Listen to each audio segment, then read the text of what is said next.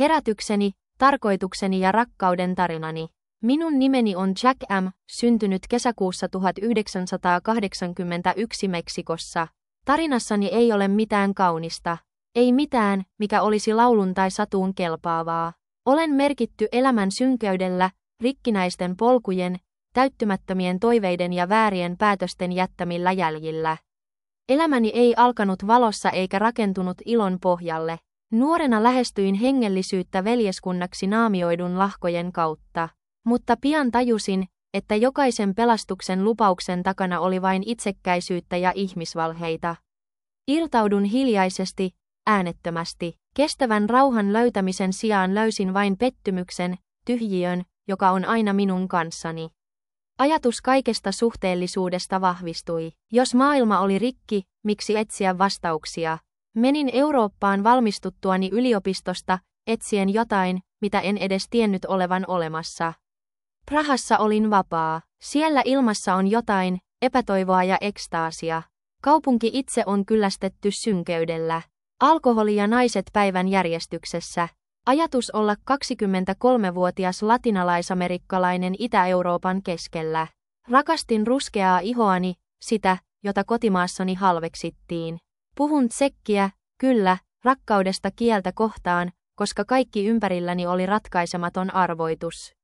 7 vuotta elin siellä ilman suuntaa, ilman tarkoitusta, vain liukuen halusta toiseen, kohtaamisesta toiseen, seuraavaan baariin, aina etsien jotain, mitä en koskaan löytänyt.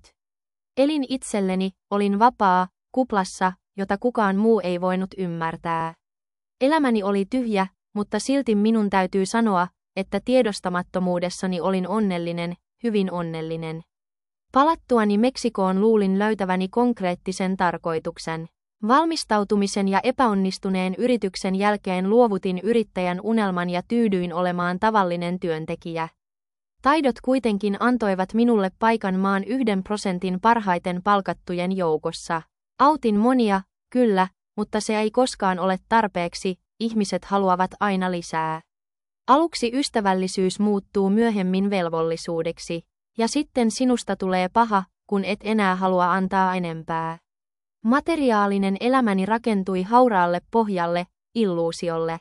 Mikään ei tuonut minulle täyttymystä. Raha ei täyttänyt tyhjyyttä, ja yksinäisyys vain paheni ajan kuluessa. Ja juuri silloin, kaiken tämän keskellä, tapasin hänet. Mac-O, nimi, joka kaikesta tapahtuneesta huolimatta kaikuu mielessäni jatkuvana kaikuina. Hän ei tullut pelastamaan minua, enkä minä häntä. Tapasimme kuin 2 eksynyttä sielua, etsimässä sitä, emme edes tienneet tarvitsevamme. Ensi hetkestä lähtien hänen läsnäolonsa veti minua puoleensa, kulutti minut. Rakastuin häneen syvästi, intensiivisesti, voimakkuudella, jota en tiennyt olemassa olevan. Hänen kauneutensa, hulluutensa, aistillisuutensa, kapinallisuutensa, kauniit silmänsä, ja samalla hänen tietämättömyytensä, pimeytensä, puutteensa, epävarmuutensa ja haavoittuvaisuutensa. Päätin auttaa häntä ja samalla itseäni, hän oli toivo, en ollut nähnyt ennen enkä jälkeen ketään sellaista. Halusin pelastaa hänet siitä, mitä hän teki, antaa hänelle uuden elämän. Ja hän suostui. Luulin meidän löytäneen tien yhdessä. Minulla on jopa hänen nimensä merkki käsissäni, en tarvitse tatuointeja, minulla on valittujen merkki. Mutta pian ymmärsin, että rakkaus ei riitä. Suhteemme meni pilalle terminaaliin. Se mätäni samojen varjojen painon alla, joita molemmat kannoimme. Siitä, mikä aluksi näytti turvapaikalta, tuli taistelukenttä. Tiedän tarkalleen, milloin mursin hänen sydämensä. Se jäi roskikseen, jonka kansi oli liian raskas nostettavaksi ja sen noutamiseksi. Sen jälkeen mikään ei ollut enää sama. Tuhosimme toisemme, satutimme toisiamme tavoilla, joita minun on vielä vaikea hyväksyä. Pettimme toisiamme, työnsimme toisiamme rajan yli, ja silti en koskaan voinut jättää häntä. Rakkauteni häntä kohtaan oli edelleen siellä. Vaikka kaikki, mitä teimme, oli kamalaa. Kuten 2 kissaa säkissä, yrittäen päästä ulos, satutamme toisiamme liikaa. Samalla kun suhteeni Mariaan mureni, työelämänikin romahti. Petos oli jatkuvaa, varjo, joka ei koskaan jättänyt minua rauhaan. Kollegasikin, joku, joka tunsi ponnisteluni ja kykyni, käytti ohjelmistoani saadakseen työpaikan, joka oli minun, työpaikan, jonka olin ansainnut uhrautuvasti, öitä valvomalla, otsani hikeä vuodattaen.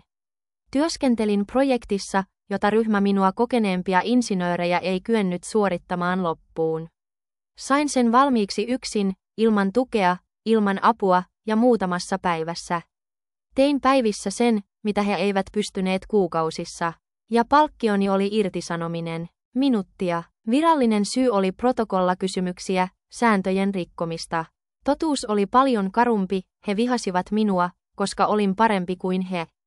He vihasivat minua, koska osoitin, etten tarvinnut heitä, että pärjäsin yksin.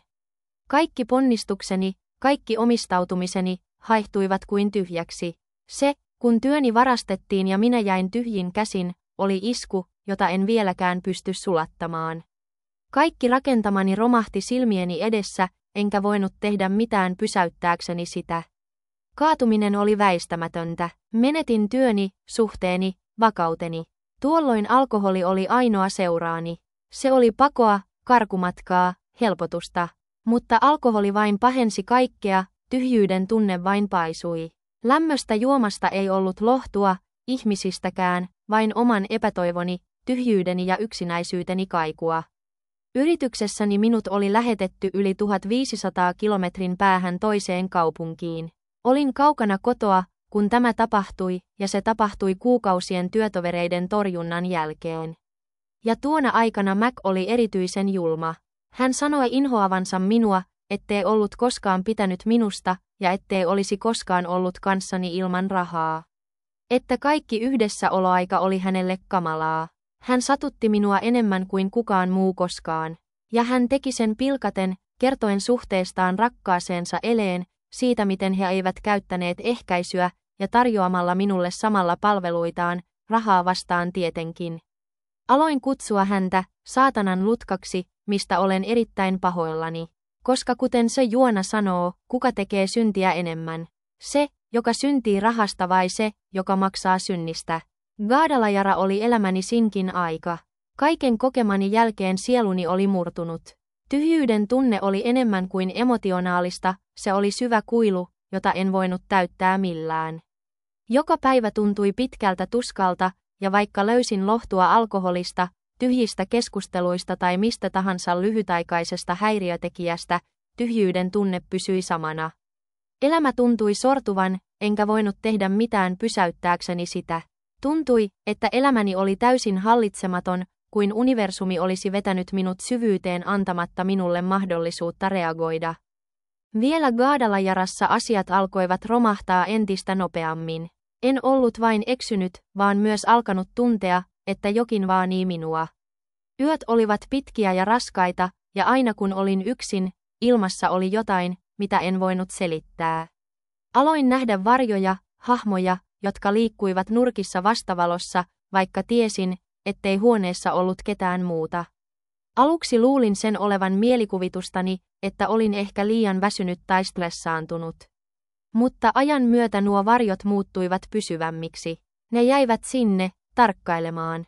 Tunsin niiden läsnäolon, vaikka en nähnyt niitä suoraan. Olin pimeässä paikassa, ei vain mielessäni, vaan myös ympäristössäni. Silloin, etsiessäni vastauksia, aloin kuunnella tarot-videoita ja kanavointeja.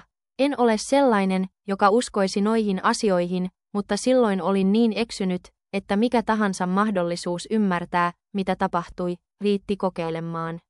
Aluksi löytämäni tarot-tulkinnat olivat melko yleisiä, mutta eräänä iltana kaikki muuttui. Nainen puhui tunnin ajan elämästäni. Se oli kauhistuttavan tarkkaa, kuvaillen tilannettani yksityiskohtaisesti, jota en voinut sivuuttaa. Ensin hän puhui menneisyydestä. Hän sanoi asioita, jotka vain minä tiesin, asioita, jotka olivat tapahtuneet äskettäin. Ja hän teki sen niin tarkasti, että se jäädytti minut paikalleen. Sitten hän alkoi puhua nykyisyydestä, työstä, petturuudesta, sisäisistä kamppailuista, mäkistä.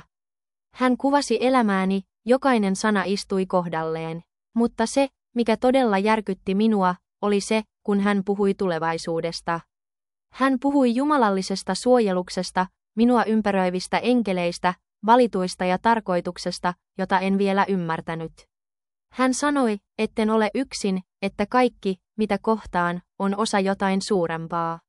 Minun on sanottava, etten ole koskaan ottanut yhteyttä tähän naiseen, mutta näen edelleen hänen tulkintojaan, ja hän kuvaa edelleen päivittäin sitä, mitä elämässäni tapahtuu. Vaikka nuo sanat lohduttivat hieman, pelkäsin myös. Varjot olivat edelleen olemassa, ja jokaista kuulemaani kanavointia kohden tilanteeni paino tuntui vain todelliselta.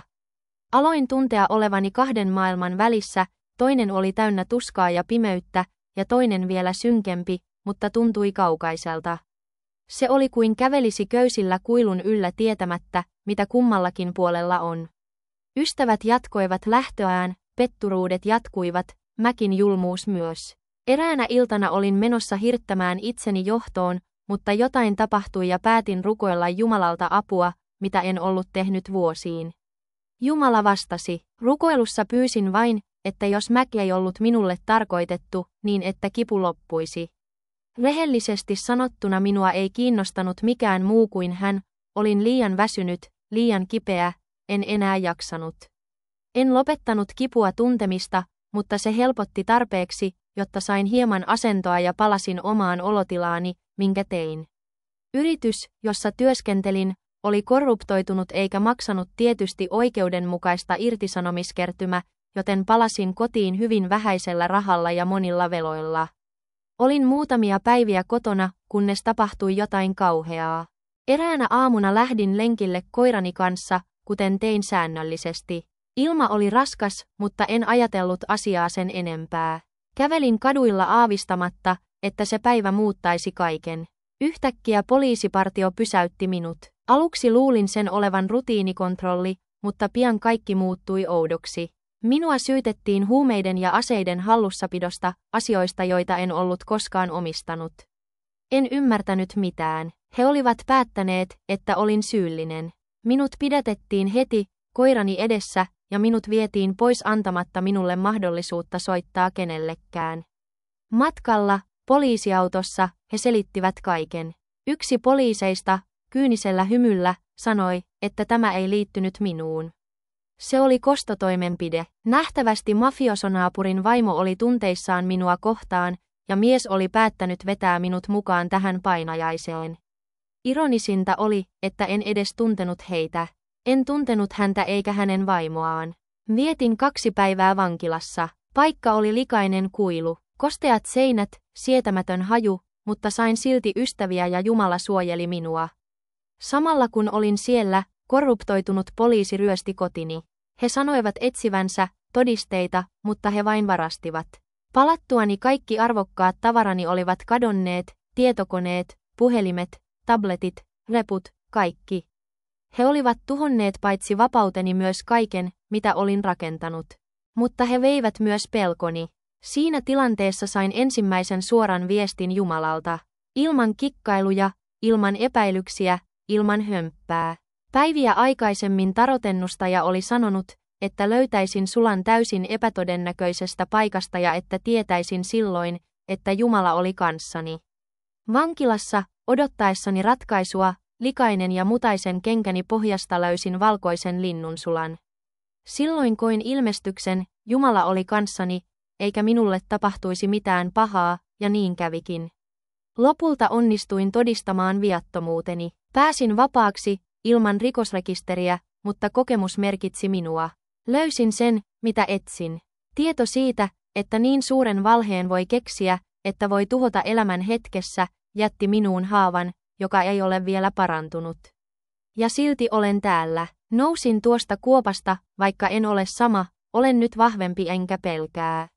Kaiken tämän läpi rukous alkoi muotoutua, oli useita versioita, ei herkänä ratkaisuna, vaan karvaana pelastuksena, syntyneenä epätoivosta, tarpeesta löytää jotain suurempaa kuin tyhjyys, tyhjiä. Sisäisistä demoneista huolimatta rukous mahdollisti jälleenrakentamisen, hitaasti. Tyhjyydestä tuli eräänlainen voima, joka ei enää ollut tuhoisaa, vaan muuntavaa. Tämä oli vasta alkusarjalle tapahtumia, jotka veivät minut siedettävyyden äärirajoille.